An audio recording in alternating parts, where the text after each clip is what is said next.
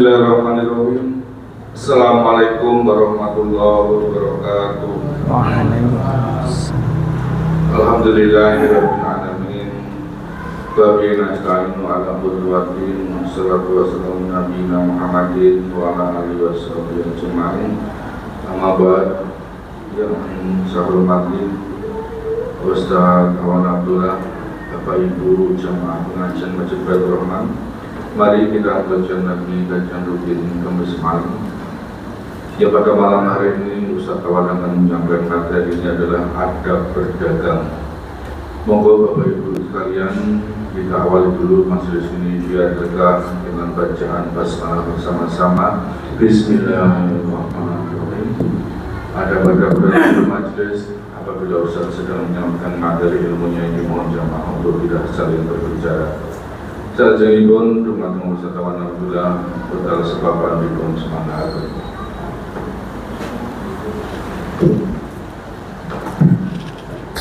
Bismillahirrahmanirrahim. Assalamualaikum warahmatullahi wabarakatuh.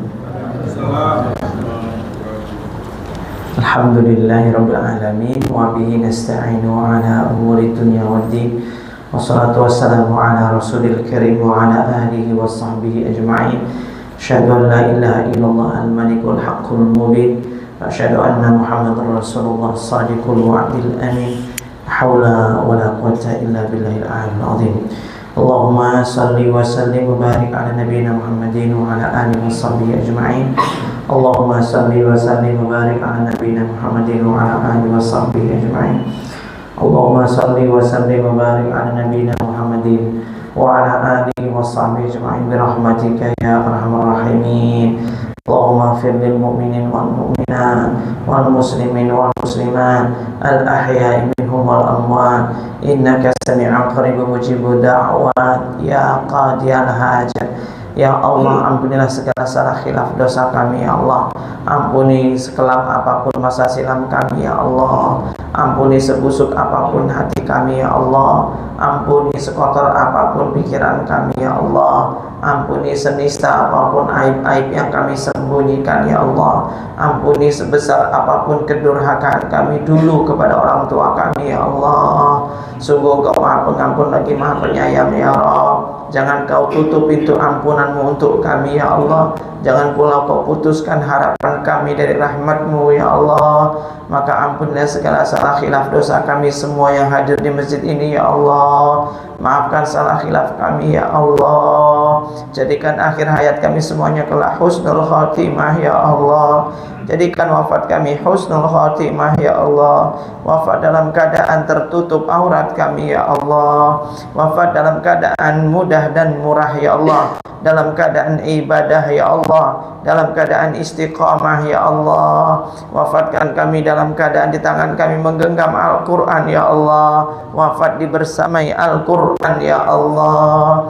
Jadikan wafat kami adalah puncak kesuksesan kami ya Allah. Jadikan kematian kami adalah puncak kebahagiaan kami ya Allah. Jadikan kematian kami adalah saat-saat terindah di ujung hidup kami ya Allah. Ya Rabb, jadikan kami yang hadir di masjid ini malam hari ini kelak Kau kumpulkan lagi kami sesurga ya Allah. Satu surga dengan Rasulullah Muhammad sallallahu alaihi wasallam ya Allah. Jangan Kau ya Allah kurangi nikmatnya kebahagiaan ini ya Allah. Kecuali ya Allah Kau satukan kami kelak di surga ya Allah. Bertetangga kembali ya Allah. Rabbana taqabbal minna innaka antas samiul alim wa tub alaina innaka antat tawwabur rahim. Rabb, jadikan ya Allah amal soleh yang kami lakukan malam hari ini pahalanya mengalir untuk ayah ibu kami ya Allah. Mengalir pula untuk guru-guru kami ya Allah. Muliakan mereka semua ya Allah. Muliakan orang tua kami dan guru kami ya Allah. Jadikan mereka yang telah wafat Kau muliakan saat ini di alam kuburnya ya Allah. Kau jadikan kuburnya terang benderang ya Allah. Kau jadikan kuburnya harum bercahaya ya Allah. Ya Allah, jadikan kuburnya lapang ya Allah. Penuh dengan hidangan surga ya Allah. Dan jadikan orang tua kami, guru kami yang masih hidup Kau kabulkan hajat-hajatnya ya Allah. Kau mudahkan urusannya ya Allah. Kau bahagiakan mereka ya Allah. Kau lapangkan rezekinya ya Allah. Kau anugerahkan kesehatan kepadanya ya Allah. Kau jadikan mereka semuanya wafat husnul khatimah ya Allah. Rabbana atina fid dunya hasanah wa fil akhirati hasanah wa qina adzabannar. Subhana rabbika rabbil izzati amma yasifun wa salamun alal mursalin walhamdulillahi rabbil alamin. Alhamdulillah Bapak Ibu, ini rahmati Allah Subhanahu wa taala, atas karunia nikmat Allah hari ini kita bisa hadir kembali, kita kajian kembali seperti biasa, duduk di majelis taklim, menikmati indahnya hidangan-hidangan surga di taman surga. Maka hidangan surga itu ya ilmu, itulah untuk di dunia ini ilmu yang menjadikan insyaallah segala urusan kita menjadi mudah dan derajat seseorang itu menjadi bertambah mulia. Ingatlah, ilmu itu menjadikan seorang bertambah mulia. Tapi ilmu itu tidak akan menjadikan seorang mulia jika dia tidak merendahkan dirinya disebabkan karena tingginya ilmu. Orang yang tinggi ilmu namun diiringi dengan tingginya hati, maka dia tidak akan pernah mulia. Yang mulia itu semakin tinggi ilmu, semakin tawadhu, semakin rendah hati, semakin merasa dirinya tak bisa apa-apa. Maka itulah orang yang berilmu yang sejati yang sebenarnya. Alhamdulillah, hari ini kita akan belajar tentang adab berdagang ya. Adab berdagang. Adab beda dengan syariat. Apa bedanya? Beda, kalau syariat itu ketetapan dari Allah Subhanahu wa taala kepada manusia untuk kemudahan hidup dia. Itulah syariat. Ketetapan Allah Subhanahu wa taala sebagai aturan bagi manusia. Ini bagi manusia, syariat itu kan untuk manusia, untuk hewan enggak. Jadi syariat itu adalah ketetapan Allah yang menjadi aturan bagi manusia untuk kemudahan hidupnya, itu syariat. Kalau adab, apa adab? Adab itu adalah kesepakatan aturan yang berlaku di suatu tempat yang menjadi nilai moral tertinggi. Nah, jadi aturan yang berada di suatu tempat yang menjadi kesepakatan bersama, itu adab ya. Jadi aturan di suatu tempat yang merupakan kesepakatan bersama menjadi nilai moral tertinggi, itulah adab. Adab nggak mesti ada di syariat.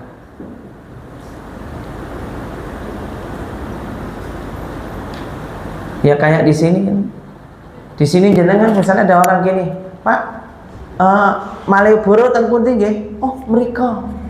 Pramu syariat ini nunjuk kudu nganggo jempol. Ini kan adabnya sini kan mriko, nunjuk kok nganggo jempol iki kan. Tapi di sini nek okae kono, ya ora sopan. Emang adabnya di sini monggo mriko. Gitu. Nah kayak jenengan ini nuwun sewu, rano syariate nuwun sewu. Nah itu adab namanya. Jadi adab itu tidak mesti ada di syariat, tidak mesti ada. Namun syariat itu kadang-kadang juga ada membahas adab. Contohnya apa? Ya seperti yang kemarin saya sampaikan, contohnya kalau sholat pakai baju yang bagus, yang indah, nah itu kan Allah sebenarnya mengajari adab gitu. Khudzu zinatakum inda kulli masjid. Atau melepas sendal ke tempat beribadah, tempat sholat, melepas sendal, fa'la'an alaik. Nah itu juga termasuk adab. Nah itu nanti akan kita belajar tentang adab berdagang. Kalau syariat nggak perlu saya bahas ya. Kalau syariat kan sudah sering kita bahas. Ya contoh kalau syariat itu contohnya apa? Yang ada nasnya jelas, hadis, dalil, Quran, sunnah. Contohnya apa? Perintah untuk jujur, amanah, itu syariat. Memang dagang memang harus jujur, harus amanah. Sebagaimana Nabi bersabda, pedagang yang jujur dan terpercaya maka kelak akan dibangkitkan bersama para nabi, terus sadiqin, orang-orang yang benar, dan wasyuhada, para syuhada. Pedagang yang jujur, amanah, ini syariat. Contoh, jujur amanah ya, nggak boleh ngurangi timbangan, cacatnya. Jujur amanah, ini syariat, maksudnya kalau ini kategori syariat. Ya kayak contohnya jenengan nek pernah beli kerupuk sak plastik ketoknya kan mekrok-mekrok ya. Tekan ngomah diambil itu ternyata jero bantat-bantat kayak mengkeret itu. Nggak boleh kayak gitu jualan. Islam ini ngatur kayak gitu tuh diatur. Nah, ini syariat. Kan ada itu. Saya sering kok ya beli kerupuk gitu pinggir-pinggir iki sing mekrok-mekrok itu. Tengah-tengahnya bantat. Ini contoh syariat. Nggak boleh ngurangi timbangan, nggak boleh sumpah palsu ataupun kebanyakan sumpah walaupun sumpahnya benar. Ini syariat. Sumpah Pak niki Pak, kula namung bathi sekedhik Pak. Ya Allah Pak, namung 50.000 Pak. Kula niku mboten lebih Pak. Niki kula kulaane namung 20 yuta misalnya gitu. Berjualan motor. Kulaane 20 Pak niki pun kula dol jenengan 20 100 pun 100 kula bathi 100 niki Pak. Ini sumpah demi Allah. Ngomong sumpah-sumpah walaupun jujur ini mencabut keberkahannya jualan. Ini termasuk kategori syariat. Gitu ya. Contohnya misalkan nggak boleh nimbun barang, ini syariat. Tidak boleh menawar barang yang sudah ditawar orang lain, ini termasuk syariat. Tidak boleh menjual bahan pokok dengan profit di atas 20%. Itu syariat. Ya, syariat, aturan. Jadi kalau bahan pokok seperti beras, minyak, pokoknya bahan pokok itu nggak boleh orang mencari untung besar tuh nggak boleh. Dalam Islam diatur. Tapi kalau jualan selain itu boleh. Misalnya apa? Jualan kaos kaki. Orang bathi 10 kali lipat silakan. Mau kaos kaki kok. Sing tuku sapa paling Mas Dedi, sing sok kaos kaki. Oh, tenang tuh kaos kaki meneh. Nah, jadi kalau jualan yang nggak pokok itu boleh, tapi kalau yang pokok itu ini aturan syariat. Nggak boleh mencari untung banyak. Gitu. Jelas ya? Nah, ini termasuk bagian dari syariat. Nah, yang akan kita bahas hari ini adalah adab, ya, adab dalam berdagang. Yang pertama, adab dalam berdagang. Iki saya ono waktu piro setengah jam. 1 jam. Iya Pak. Suwe. Bisa jam berapa sekarang? 7:15. 4. Oh, kok sejam piye tuh Mas Dedi? Nah, setengah jam lah, nggak apa-apa, ngebut ya, bismillah. Jenengan, ini saya coba ceramahnya agak ngebut, kecepatan mungkin 100 km per jam, jadi ya, jenengan pakai seat belt masing-masing.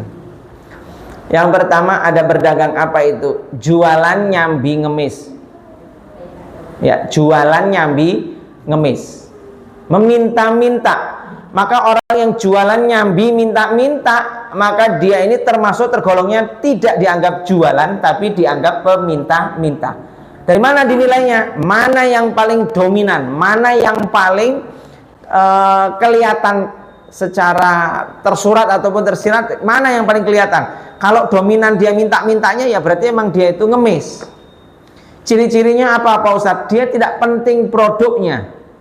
Yang penting dia dapat belas kasihan orang. Nah, itu namanya minta, ngemis. Bahayanya apa?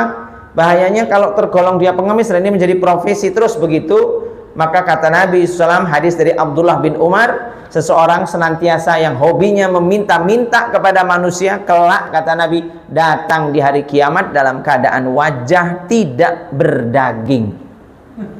Berarti wajahnya itu tengkorak, hanya tengkorak. Kayak siluman tengkorak film Sun Gokong. Jadi wajahnya itu tengkorak. Hadis riwayat Imam Bukhari dan Muslim. Dalam riwayat lain, barang siapa yang meminta-minta harta kepada manusia semata-mata untuk memperbanyak hartanya, maka sesungguhnya ia meminta bara api. Maka silahkan ia memperbanyak atau menguranginya. Riwayat Imam Muslim. Nauzubillah min dzalik. Nah, sekarang kan kita ingin tahu nih contohnya apa nih, emang ada gitu yang nyambi-nyambi ngemis? Ada. Orang jualan pertama dengan kata-kata ngemis. Pak, monggo Pak dilarisi tisu kula Pak, niki lari kula tesik gerah Pak, dilarisi Pak nggih. Niki nggih berobat anak kula. Ini kan orang mau beli kan bukan karena produk lagi akhirnya, karena apa? Melas kasihan mesake. Ini namanya jualan kata-kata keadaan. Tenan sakit apa ora iki ngemis aslinya. Iki dong ora to iki? Dong. Oke. Jadi ada orang jualan iki sambil ngemis kayak gitu. Saya kemarin pengajian di suatu tempat, ada ibu-ibu yang bazar gitu. Biasa kan mesti kalau pengajian majelis taklim emak-emak itu biasanya ada 1-2 orang bazar gitu. Tampaknya ada penjual ini yang dia itu ngincer saya gitu. Ini dipek mantu sih mending-mending. Terus dia itu ngincer tuh. Ketika saya kan kalau keluar biasanya nunggu jamaah keluar dulu. Soalnya ini saya keluar bareng kok ndak uyel-uyelan karo mak-mak. Makin ceking aku kok Pak, cempet. Wis mak-mak men metu dhisik diincer ya. Tahu-tahu ibu itu bengok. Ustaz, dari tadi saya belum ada transaksi Ustaz. Tolong Ustaz, dilarisi Ustaz. Nah, ini sudah nggak jualan namanya kalau ini. Ini namanya apa? Ngemis dia. Karena dia jualan melas. Kasihan, ibah. Kalau jenengan misalnya lo ya buka bazar di acara majelis taklim kayak gitu, pengajian kayak gitu, ingat nggak adab kalau jualan sama ustadz tuh nggak adab. Hah? Nah, pinter. Nek pengajian ini justru kesempatan emas ngopo kuwi golek berkah kita ini jualan itu terus ngopo nyiapke khusus nggih hadiah ngapa tadi kita ini ikut pengajian si ustadz dapat ilmunya ustadz selesai pengajian ustadz ini hadiah jangan ngomong ustadz ini sedekah dari saya ustadz kan orang miskin berajar kowe ustadz ini hadiah buat ustadz ngono ngasih hadiah ustadz ini ning dalan itu di perjalanan mungkin dia komat kamit dongake macam-macam siapa tahu doa tulusnya si ustadz tidak diketahui si ibu yang jualan itu dikabulkan Allah Subhanahu wa taala. Ini kesempatan loh. Jadi cara nek pas pengajian malah justru jangan nawari ustadz. Nek ustadz ditawari kan serba salah. Ngomong rade duit cetok bareng itu amplop ya kan bingung. Arek nyuwek gak nggo duit toh. Arep nyuwek amplop ning arepe isin. Iki curhat aku kita. Jadi kacau ini. Ngerusak dia. Jadi jangan sampai kayak gitu. Saya siapapun itu kita ini jangan sampai orang jualan tapi ya ngemis berkedok jualan. Ada juga yang dia itu jualan nyambi ngemis tuh nggak lewat kata-kata tapi lewat gestur ya, lewat mimik. Saya pernah dapat di Jogja ini nggak perlu tak sebutkan titik lokasinya, aku nggak tahu ngecek apa. Di Jogja ini ada sebuah perapatan yang di situ ada badut itu loh. Ya orang yang pakai badut nari-nari ya, joget-joget. Ya sah-sah saja dia jualan jasa lah hiburan. Orang di perapatan mungkin biar terhibur gitu ya dengan penatnya itu cuaca dan seterusnya macet dia joget-joget itu mungkin ya menghibur gitu. Tapi saya tahu ini sudah nggak istilahnya nggak jualan jasa hiburan lagi, tapi ngemis. Dari mana? Setelah dia joget-joget, dibukalah ini topengnya, kepalanya itu bagaimana dibuka. Kenapa? Mungkin dia ini suuzon saya gitu ya. Dia itu ingin menunjukkan wajahnya yang sudah tua renta. Terus wajah ini kayak mesake kayak sengaja deh. Lain jalur ngono kok sedih kan. Karo alas pokoknya ngenes ngono kan. Terus lek anu karo sithik-sithik iki gaene iki lho ngelapi keringet ngono kayak karo ngene iki. Ini kan dia kayak jualan melas itu loh. Karena orang tuh biar iba ndak oh iki wong tuwek, akung-akung, isik kaya ngene perjuangane. Nah, ini sudah kedoknya ini kedok. Aslinya memelas dia itu, bukan dagang. Nah ini nggak boleh. Ingat ya, pedagang itu harus punya marwah. Pedagang itu harus punya harga diri. Jadi jangan sampai kita ini jualan tapi kok yang ngemis, jangan sampai, nggak boleh. Pahami Bapak Ibu, namanya orang jualan itu kita niatnya ta'awun ya, tolong menolong. Maka orang jualan tuh kalau ingin berkah ya diniati jangan cari untung, tapi niati untuk menguntungkan orang. Mesti dia jualannya bakal untung dan mesti akan tajir, mesti bakal laris. Kenapa? Jualan niatnya menguntungkan orang. Tapi nih jualannya fokusnya cari untung itu mesti dia capek, mesti capek karena perhitungan. Tapi kalau dia niatnya nyeneng ke orang, untung ke orang, pasti. Kayak ngono Pak. Yo hitung-hitung golek seduluran cepet mesti itu. Laris dia. Tapi ya jangan gratisan terus ngasih 100 pun gratis. Sesuai ya tekor tombol tutup bangkrut. Ganti usaha meneh, niat gratis bangkrut meneh. Nggak bisa gitu. Atau nih termasuk dagang yang sifatnya ngemis itu apa? Dia jualan tapi dadak gendong anak. Ada toh? Jualan koran di perapatan, jualan sulak sama gendong anak. Anaknya sudah tidur dadak digendong. Sudah tidur dilehke wae. Ini tidur masih digendong-gendong. Kenapa? Karena harapannya dengan gendong anak itu orang lebih ibablas kasihan, lebih laris. Nah yang model-model begini ini termasuk terhitungnya bukan pedagang tapi pengemis. Nggak boleh jualan sambil beribah, itu tuh nggak boleh. Ini adab, perkara adab.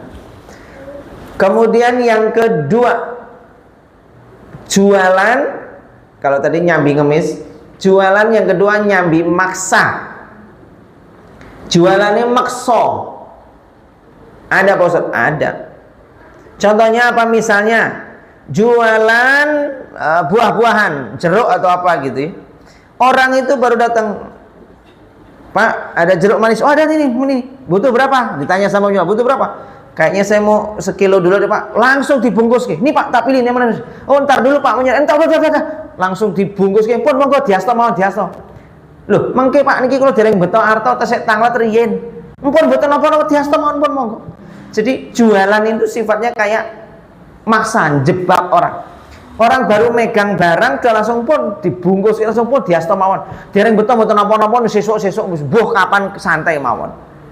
Orang itu kan nggak mungkin nggak segera bayar karena mikirnya wah aku udah utang risih ya gitu kan, mesti tetap bayar. Tapi kan dia sudah kadung dibungkus ke digawani, apalagi itu banyak pembeli lain mungkin malu. Nah itu termasuk kategori jualan maksa, nggak boleh. Nih di Lampung itu pengamen itu banyak itu yang maksa itu. Jadi dia itu ngamen karo di pinggangnya ini ono badik itu apa? Pisau kecil itu, belati itu. Nah, jadi mau nggak mau orang mesti itu ngenai tapi ono pisau nih gini kok ya wedi orang kalau nggak ngasih. Ada satu orang nggak ngasih, langsung ditendang kursinya di depan saya itu, langsung ditendang gitu. Pak, saya sudah nyanyi loh Pak, Bapak nggak bayar, Bapak dengar suara saya kan? Oh daripada ribut, dia udah megang itu badik, kalau orang Lampung bilangnya badik. Ya mau nggak mau bayar. Ini kayak gini ya haram namanya. Ini jualan nyambi maksa. Nah ini nggak boleh. Contoh lagi nih, wes ngerti wong tua iki niate arek misalnya lo ya kondangan itu bawa duit itu paling ngepres nggih ngamplopi nyumbang sama paling nggih duit itu nggih nggo tuku bensin. Nggawa cah cilik. Ah iki bakul oek iki sing kurang ajar iki kadang-kadang. Anak wis pengin tuku mama kayak gak ada mama klosotan. Nah tukang oleh langsung ya Allah Bu jenengan tega tenan to ya Bu anake nganti klesotan ratu kok ki aja pelit to ya Bu karo anak ya Bu diunek-unek terus ya Bu ki aja pelit kok anake engko besok nek sukses lho pelit karo jenengan lho ditukokke ra apa-apa paling 5.000 iki 2.000 lho Bu pun kalau diskon 1.000 pun ngono kuwi. Jadi kayak gini ini termasuk pemaksaan. Jadi memanfaatkan anak yang gulung kuming kepingin mainan padahal orang tuanya nggak punya uang. Ini sering sekali. Saya pernah neng perapatan itu bocah cilik neng mobil ini jerit karo njaluk gara-gara ya itu sing perapatan kayak ono sing dodolan apa itu kayak mainan anak itu loh sing dipencet nggak tahu sapa kayak keluar jari manjang, gulung meneh lho, gulung lho. Anake pengin tuku kan jerit di dalam itu. Kata bapaknya jangan nak, karena kan harganya mahal. Biasanya kan situ ditutup. Terus tetep dia terus di jalanan, terus neng jendela digitu kan terus. Akhirnya, ayo Pak kasih anaknya Pak kasih. Akhirnya beli. Nah ini kayak gini ini termasuk pemaksa. Jangan maksa. Kalau orang tuanya bilang enggak, segera ngalih. Oh berarti orang tuanya randi duit. Kere.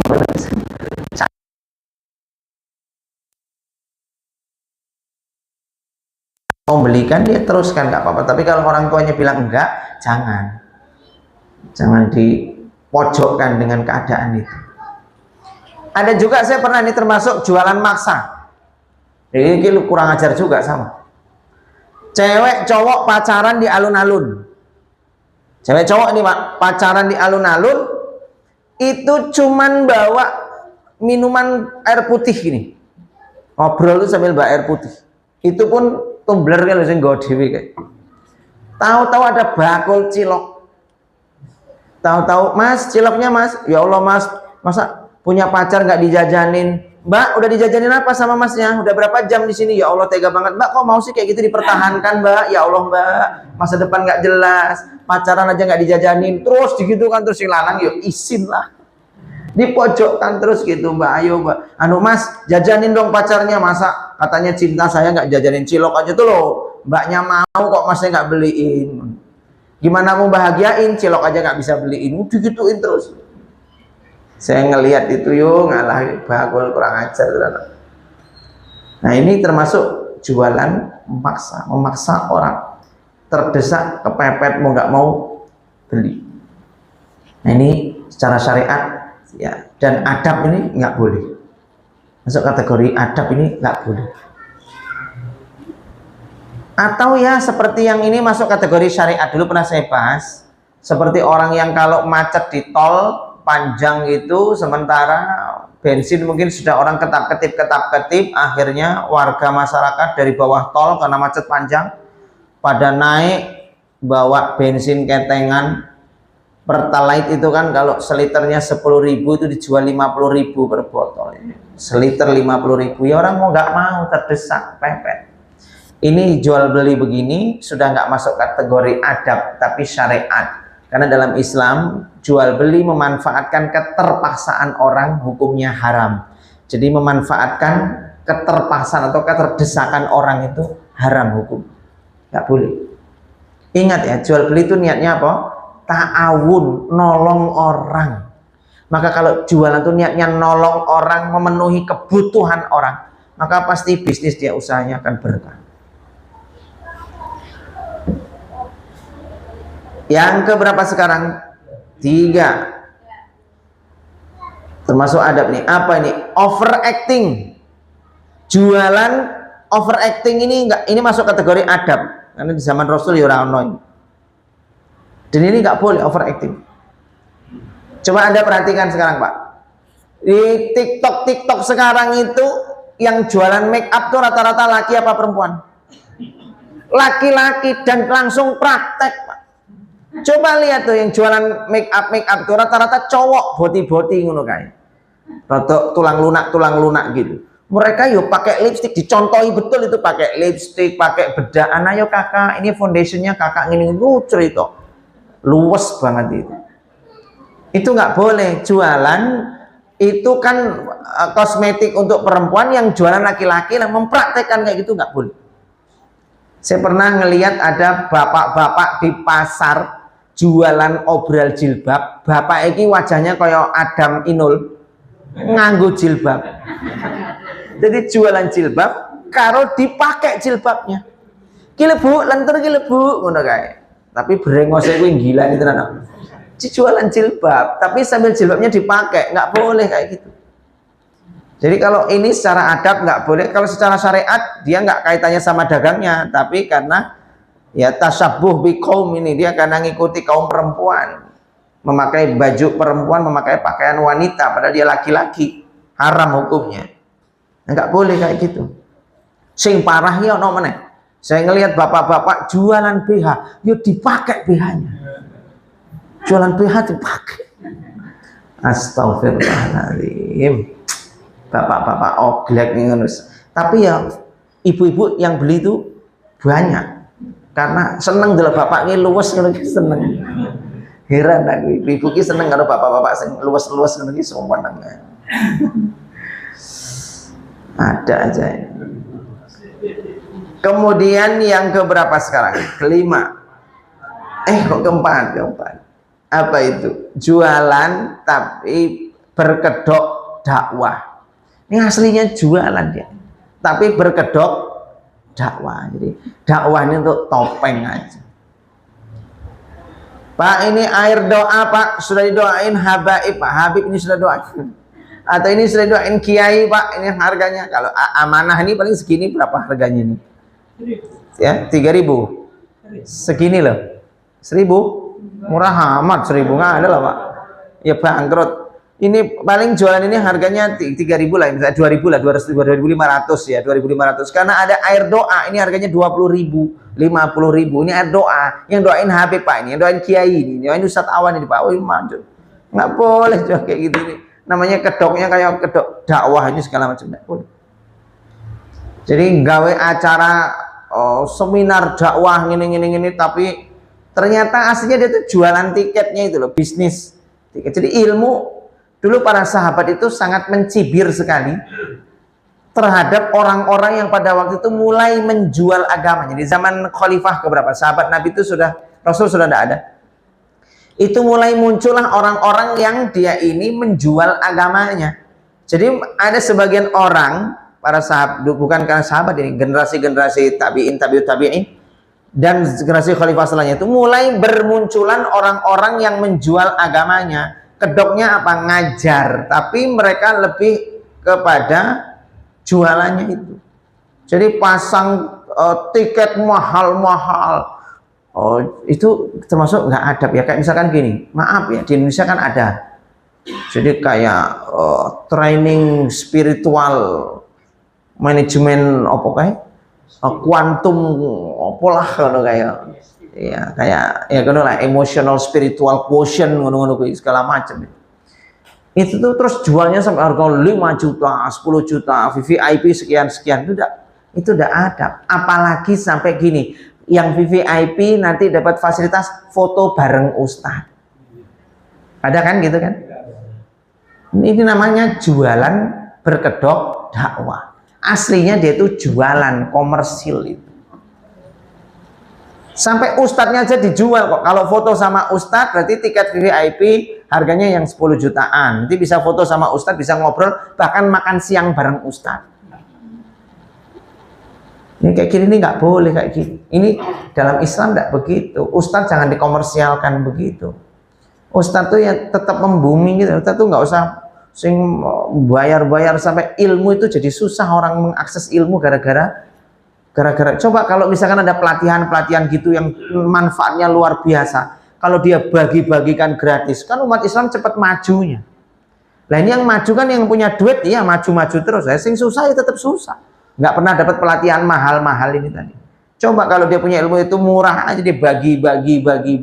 Ustadz ya jangan gitu Ustadz, kenapa? Ini kan motivatornya juga belajarnya sampai luar negeri Ustadz, kan pakai biaya mahal Pak Ustadz. Apakah kamu lupa? Dulu sahabat Nabi itu berjihad itu dengan harta dan jiwa. Jihad bi amwalikum wa anfusikum. Jadi jihad itu ya dengan harta dan yaitu tanda cinta seseorang dengan agamanya itu ya jangan minta balasan dan imbalan dari agama. Justru dia itu mengeluarkan harta untuk agamanya. Bukan numpang hidup dari agama, tapi menghidupkan agama. Ini saya ngomong begini sebagai pengingat untuk saya dan jenengan semua Bapak-bapak. Kalau suatu saat jenengan melihat ada poster training ini yang mengisi Mas Awan Abdullah tiket 10 juta, tolong saya dikasih potongan video ini, kirimkan ke saya biar saya bertaubat kepada Allah Subhanahu wa taala. Karena gue ceramah.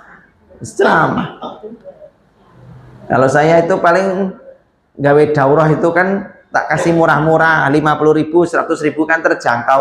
Tujuannya apa kok saya pakai bayar? Untuk bedakan mana yang serius, mana yang tidak, itu saja sebenarnya. Dan untuk biaya operasional, nanti mereka kan dapat snack, dapat kuliah segala macam. Baliknya ke mereka. Ya karena kalau di tempat saya kan biro jodoh itu kalau nggak bayar Pak, yang masuk tuh buaya darat semua.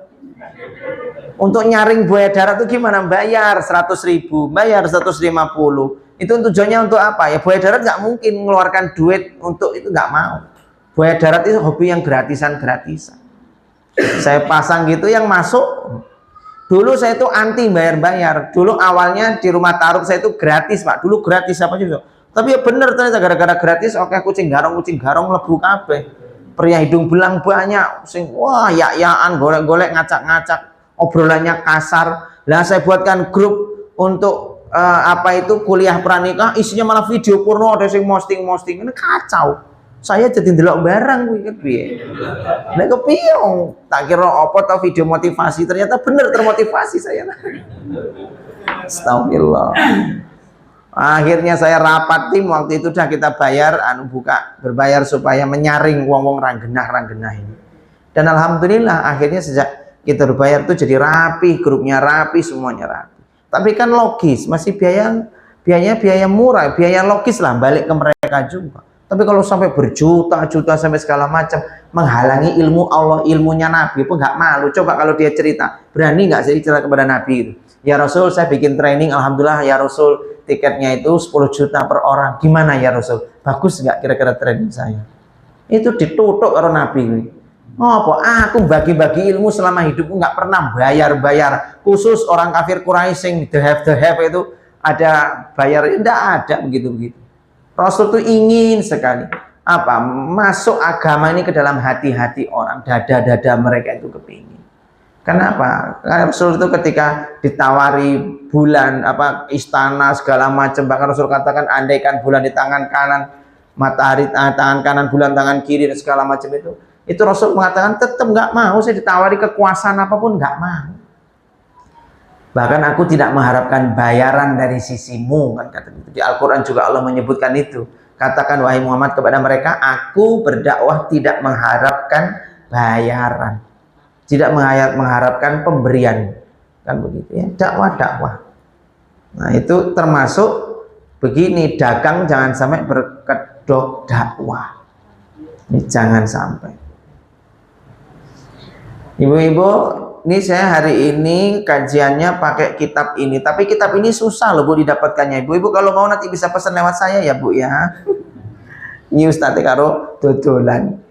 Ustadz tuh saya pernah di Jogja ini ngelihat ada Ustadz kalau ceramah karo dodolan buku itu kesannya kok marwahnya itu berkurang ya, wibawanya itu mesti berkurang, pasti berkurang wibawanya. Jangan kalau dia punya buku, dia nulis buku ya silakan ada bazar, tapi ya jangan sampai dakwah habis dakwah monggo Bu, buku saya ada di depan silakan dilarisi. Itu semuanya untuk anak-anak yatim, anak pondok lah, melas wis dodolan, melas barang. Jangan begitu, Sud. Kalau orang tertarik, Bu maaf ya kalau misalkan ini materi saya begini, kalau misalkan kurang lengkap atau apa di depan tuh ada bazar, silakan dilarisi bazarnya. Ada gitu saja cukup. Itu ada buku saya, ya silakan buku itu. Mudah-mudahan catatan tadi yang kelewatan ada rangkumannya di buku itu. Kalau ibu nggak punya uangnya, pinjem temannya satu beli, nanti difotokopi rame-rame boleh. Nah, itu pernah dilakukan Ustadz Faudil Azim. Terus saya hormat sama beliau karena beliau ini ya, luar biasa, nggak membatasi ilmu. Sampai ditulis di bukunya itu, buku ini halal difotokopi, diperbanyak. Beliau nggak takut kehilangan royalti, itu nggak takut. Silahkan, saya tidak akan menghalangi ilmu. Anda yang nggak mampu beli bukunya, Anda boleh fotokopi. Coba ditulis di bukunya itu, di kata pengantarnya Ustadz Faudil Azim. Nah ini Ustadz tenang dia menunggui Ustadz tenang. Jadi untuk agamanya dia keluarkan apa yang bisa dia keluarkan. Malu kita kepada Rasul dan para sahabat yang telah banyak keluar harta jiwa di jalan Allah Subhanahu wa Ta'ala. Kemudian yang terakhir, yang keberapa? 5. Nah ini termasuk adab ini, jangan sampai iklan terlalu bombastis. Ikan bombastis itu apa? Berlebihan. Tapi kalau berlebihannya kebablasan sekalian malah rapopo. Artinya berlebihan yang nggak masuk akal itu malah nggak apa-apa. Contohnya apa? Komeng. Naik motor Yamaha nanti bajunya model madul suwek-suwek. Masa-masa numpak motor saking ngebute iso ngono kuwi, kan orang nggak percaya loh. Nah, malah nggak apa-apa nih, nggak percaya sekalian gitu. Tapi jangan terlalu sing bombastis. Wah, kosok gigi pakai itu apa? Toothpaste ya, pasta gigi itu. Dia pakai itu odol gitulah ya. Terus langsung kumur-kumur, langsung wah putih celing ngono kae. Ternyata nih ulasane kok seminggu masih kuning ya, ngono gitu. Iklan ngapusi nih, nggak boleh nih iklan, langsung praktek. Ini sikat gigi kosok kumur-kumur langsung putih. Dan saya sampai sekarang ya belum nemu kayak gitu. Berusaha beli tuku ya kapusan terus nyatanya. Bohong. Iklannya itu menipu. Nah, ini kayak gitu tuh nggak boleh. Kalau iklan terlalu bombastis yang nggak sesuai, nggak boleh. Gitu. Allahu a'lam bishawab. Nah itu adab-adab dalam berdagang, adab dalam kita jualan. Maka tidak kita memperhatikan adab-adab ini. Nah, adab itu akan ada tuh selama kita lurus niat dalam berjualan ya, berdagang. Niat kita semata-mata karena kita cari berkahnya. Berkahnya Allah atas usaha kita, berkahnya rezeki. Sehingga kata para ulama dulu, mereka menulis dalam kitab-kitab fikih-fikih mereka itu kalau bab masalah perdagangan, pasti rata-rata mereka menulis gini, sesungguhnya para ulama saleh, mereka kalau berdagang tidak memperhitungkan banyak dan sedikitnya keuntungan, tetapi lebih kepada keberkahan. Mesti yang dicari berkahnya. Contohnya coba jenengan tahu Syekh Nasiruddin Al-Albani. Kerjaannya apa jan? Tukang jam, tukang servis jam. Jadi kalau jenengan tahu nih Mirota itu ada tukang servis jam di depan. Di Pamela ada tukang servis jam. Lah begitulah kira-kira Syekh Nasiruddin Al-Albani yang namanya harum sampai sekarang. Kitabnya luar biasa, kitab-kitab hadisnya. Beliau takhrij hadis sahih ataupun tidak itu kan banyak dipakai di pondok-pondok dan kajian-kajian. Syekh Nasiruddin Al-Albani walaupun dia tukang jam tapi kan ilmunya berkah, hidupnya berkah, rezekinya berkah karena dia nggak peduli dengan banyak sedikitnya, dia lebih peduli kepada keberkahannya. Dan Syekh Nasiruddin itu kalau kalau dia jasa servis jam itu dia bukanya pagi hanya setelah dia duha itu sekitar jam 8 dia buka. Tutup itu cuma jam duhur itu tutup. Habis itu sudah enggak lagi. Jadi dia hanya buka pagi. Anda bisa bayangkan bagaimana cari rezeki bisa maksimal. Lah wong usaha buka jasa servis jam ngomong jam 8 dengan jam 11. Berarti kan cuma 3 jam. 9, 10, cuma 3 jam. Tapi berkah, kitab-kitabnya banyak sampai sekarang. Kok bisa Pak Ustaz? Nah tadi karena dia fokus kepada keberkahannya. Sisa waktunya siang dia istirahat, setelah itu dia banyak untuk mengkaji kitab dan mengajarkan ilmu. Bagian dunianya dia tunaikan. Kenapa? Dia yakin rezeki dari Allah. Karena dia tahu rezeki bukan dari jasa jam ini, bukan. Rezeki dari Allah. Maka yang penting saya tetap ada ikhtiar jemputnya untuk menafkahi anak istri. Lalu dia mengambil bagian separuh waktunya untuk agama Allah. Dia ingin nyumbang untuk agama Allah. Dia belajar, dia mengkaji, dia berguru. Lalu dia menulis kitab segala macam. Dia ingin nyumbang untuk agama Allah. Begitulah orang-orang yang tahu adab dalam berdagang. Sehingga bagian untuk keluarganya dapat. Tapi dia dapat rezeki itu ya untuk agama Allah. Dapat rezeki untuk agama Allah. Selalu mikir begitu. Maka akan banyak hidupnya berkah berlimpah insya Allah. Begitu Bapak Ibu, ini rahmati Allah Subhanahu wa taala yang bisa kita bahas tentang masalah adab berdagang. Habis waktunya, masih ada sisa? 1 menit yang nanggung banget ya. Nanti sesi tanya jawab setelah tanya. Tapi insya Allah makanya kalau kita niat dagang itu karena Allah, niat untuk bagian dari berjuang di jalan Allah, maka pasti usaha kita berkah. Perhatikan ya Bapak Ibu, ini perhatikan. Ada orang-orang yang oleh Allah dilebihkan ilmu, ada orang-orang yang dipandaikan dalam bicara, ada orang-orang yang dipandaikan dalam cari uang. Tidak lain, tidak bukan, semua itu adalah Allah pingin dia ini memang cocoknya berjuang sesuai kelebihan yang Allah berikan pada dia. Kalau dia pandai dalam hal perkara ilmu, pandai dalam bicara, memang Allah kepingin pinternya dia ngomong dan pinternya dia belajar itu untuk dibagi-bagikan ke umat, untuk berjuang juga di jalan Allah. Ada yang Allah takdirkan dia pinter jualan, pinter dagang, golek duit kok gampang. Memang Allah kepingin, kenapa? Dia ini termasuk orang yang berjuang dengan hartanya. Karena kalau dia ngomong mungkin dredeg-dredeg, kalau belajar malah sok lali. Kalau di depan jamaah gini lali kabeh ngomong apa bingung. Karena ada yang begitu. Saya pernah ada ustadz itu, bukan ustadz ya, orang kampung itu, di kampung saya itu. Ada kultum, sebelum kultum subuh itu kan ngimami sholat subuh, masya Allah 2 rakaat subuh, sikil lagi redek orang nanti aku neng buri, aduh kudu merem kudu ndelok menarik tapi yo mesak yo redek iki kepuyuh ora. Ya memang orang itu begitu. Ada yang memang dia bisa di depan, ada yang nggak di depan tapi dia punya harta yang banyak. Ada yang punya tenaga, tenaganya hebat, tenaganya luar biasa, ya tenaganya dipakai di jalan Allah. Sesuai kapasitasnya masing-masing, yang penting dipakai untuk agama Allah. Allah a'lam bishawab. Baik, kita sambung setelah adzan Isya. Fadhal.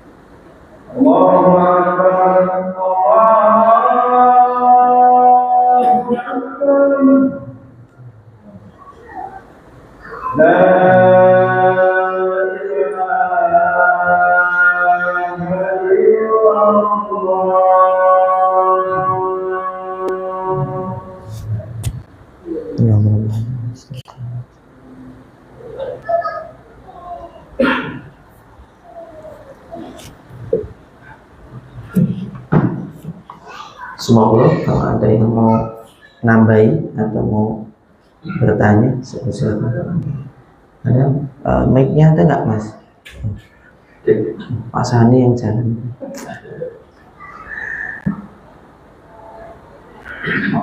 Nah, syukur.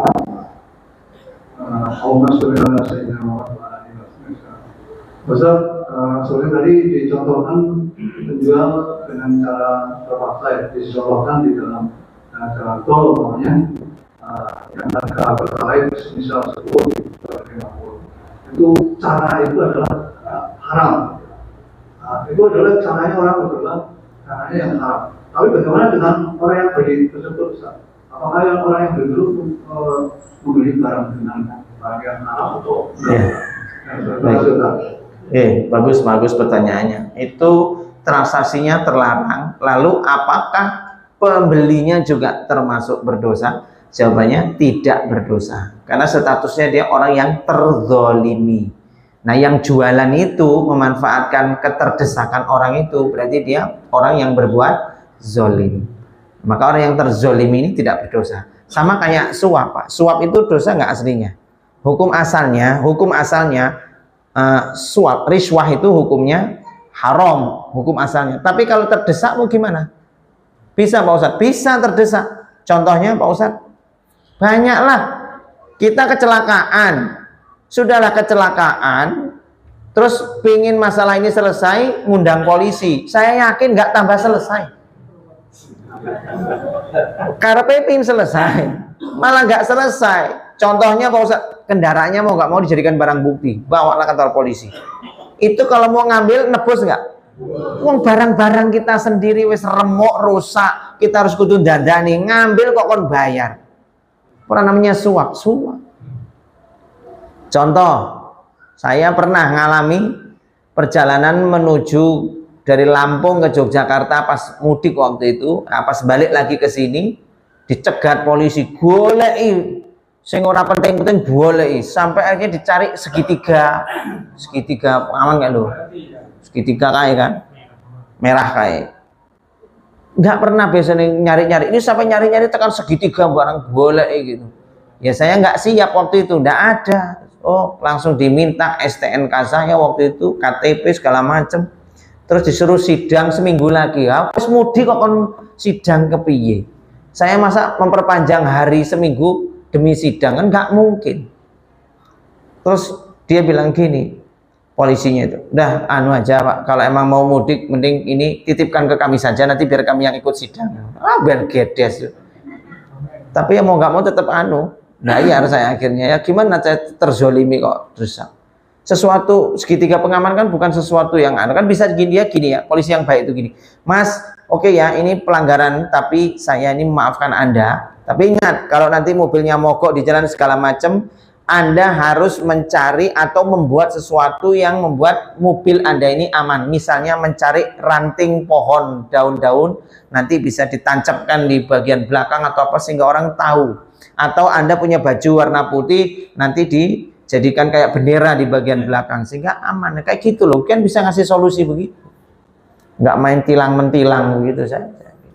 Nah itu namanya memanfaatkan keterdesakan orang. Gitu ya Pak. Saya yang kurang ajar lagi, makanya saya hijrah ke Jogja itu ya salah satunya. Saya ini sama Ustadz Adi mudik ke Lampung karena sampai Lampung itu malam menuju ke desa itu, karena tinggal di desa itu sudah malam nggak ada kendaraan. Akhirnya kami ini berdua supaya aman karena Lampung itu banyak kejahatan, kami numpang tidur di musolanya kantor polisi. Paginya suruh bayar. Aku orang misuh ngisi pengajian masih itu. Bayangke lho ora bajingan tenan tau lho. Bajingannya gimana nggak bajingan ya? Kita ini kan harusnya diayomi kan gitu ya. Kita sudah kemalaman harus ke desa karena banyak penjahat, begal-begal banyak gitu. Kami itu tidur di musola. Padahal musolanya nggak pernah dipakai, banyak tai cecak, tai tikus kotor itu. Sehingga kami ke situ aja masih harus nyapu segala macam, numpang tidur sama Ustadz Adi itu. Pagi-paginya dimintai bayaran karena sudah pakai ruang itu. Astagfirullah. Makanya saya hijrah ke sini. Gitu ya Pak Agus. Tadi ada yang mau bertanya lagi Pak? Bismillahirrahmanirrahim. Allahumma sholli ala Muhammad. Pak Ustadz, sekarang lagi marak ini terkait dengan penjualan tapi lewat MLM. Oh iya. Di mana janjinya begitu bombastis. Ya. Satu sisi dia mengajak teman, tapi satu sisi dia juga berjualan. Dan di muka dia harus store dulu berapa rupiah untuk menjadi anggota. Nah, begitu dia jualan tidak dapat jaringan atau tidak dapat menjual, ya anggapannya uang itu dia. Nah, dari sisi Islam bagaimana Pak? Ya, baik. Dari sisi Islam saja, secara fikih MLM itu haram hukumnya. Paling minimal kata para ulama itu syubhat. Paling minimal itu syubhat. Umumnya haram. Kenapa Pak Ustadz? Ada banyak di situ akad-akad yang horor. Misalnya menjual produk dengan harga yang tidak sesuai dengan kualitas. Kadang-kadang MLM itu janjinya produknya biasa saja, sama dengan yang lain gitu kan ya. Cuman lebih pinter ngiklan itu kadang-kadang seolah-olah pakai langsung sembuh apa segala macam. Sebenarnya itu kan sugesti ya dari orang yang memakai obat itu sendiri atau produk itu sendiri. Contohnya Bapak bisa lihat kalau ada MLM yang jualan kayak kebutuhan rumah tangga, sabun atau apa, lihat kemasannya itu justru malah nggak sebagus yang di pasaran.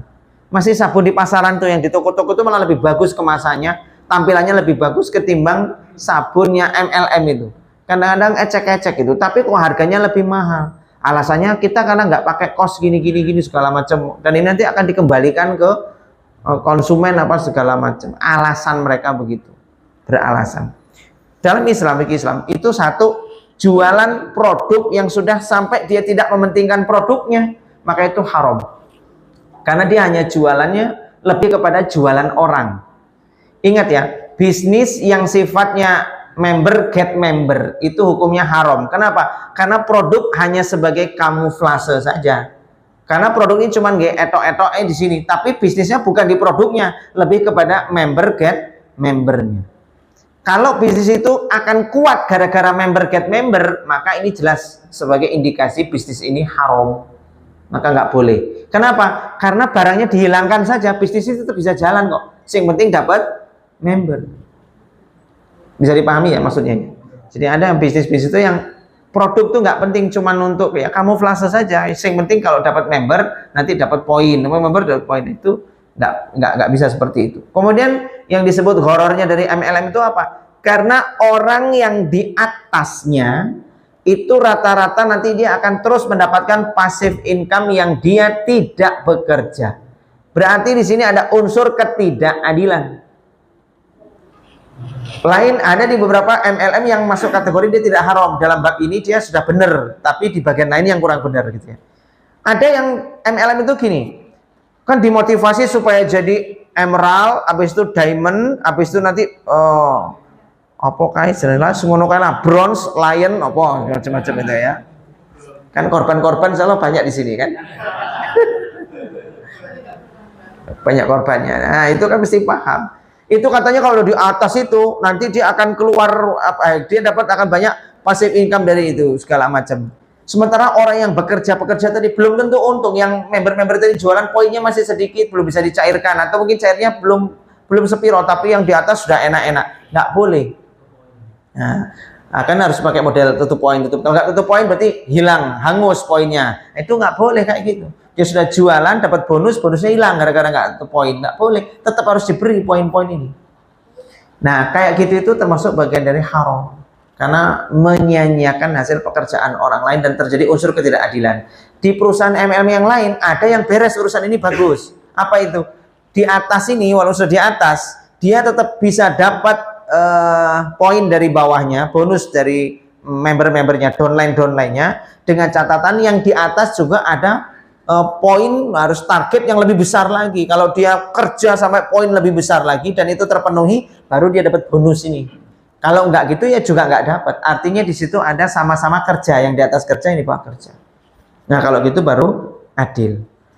Terus gini loh, kalau gitu kapan passive income Pak Ustadz? Passive income tuh bukan dari member get member, bukan dari orang jualan produk, begitu namanya unsur ketidakadilan. Sama dengan kayak gini, saya tanya sama jenengan, adil nggak? Misal saya sama Pak Reza, Pak Reza ini butuh tanah, ya Pak Reza butuh tanah untuk perluasan plaza. Saya bilang, Pak Reza, di sana ada orang jualan tanah dekat sama jenengan. Monggo tak atur ke sama pemiliknya. Berarti status saya apa? McLaren kan? Iya, status saya McLaren. Nah, saya sebagai McLaren, saya ajak tuh Pak Reza, deal, saya dapat bonus nggak? Setelah itu Pak Reza ngobrol, kan akrab nih sama pemilik tanah kan, besok-besok pemilik tanah ada tanah lagi yang lain, tawarkan lagi ke Pak Reza lagi, terus langsung transaksi. Saya nggak terima loh, kok transaksi saya nggak dapat? Saya marah-marah. Lah kan dulu yang kenalkan kan saya, masa saya nggak dapat? Ya saya tetap dapat dong. Artinya gara-gara saya ngomong begitu, setiap kali Pak Reza transaksi sama si owner pemilik tanah ini, tanahnya berapapun saya ongkang-ongkang dapat terus. Pertanyaan saya, adil nggak? Ya nggak bisa. Saya dapat bonus hanya transaksi yang pertama, yang tanah pertama. Selanjutnya Pak Reza ada hubungan intim, hubungan intim apa? Hubungan bisnis ya dengan si owner itu tadi, ada hubungan tertentu sama si owner, mau beli lagi, mau jualan, transaksi bisnis itu terserah. Saya memang sudah mempertemukan ya, tapi kan untuk transaksi yang pertama, selanjutnya saya nggak dapat lagi. Putus, selesai. Lah dulu broker-broker yang di daerah situ itu ya sama daerah apa SD model sana itu utara itu ganas-ganas kayak gitu itu. Sampai saya dulu dikeroyok broker-broker gara-gara itu. Gara-gara mereka tuh maunya saya tetap ngasih bonus ke mereka setiap kali saya transaksi sama si juragan tanah ini karena merasa sudah pernah mengenalkan. Nah, tak pisunya saya pengajian nggak mungkin aku miskin. Nah itu ya Allah alam bisawab. Demikian yang bisa saya sampaikan dan Allah berkahi kita semua. Assalamualaikum warahmatullahi wabarakatuh. Kita tutup dengan doa kafaratul majelis. Subhanakallahumma wa bihamdika asyhadu an la ilaha illa anta astaghfiruka wa atubu ilaik.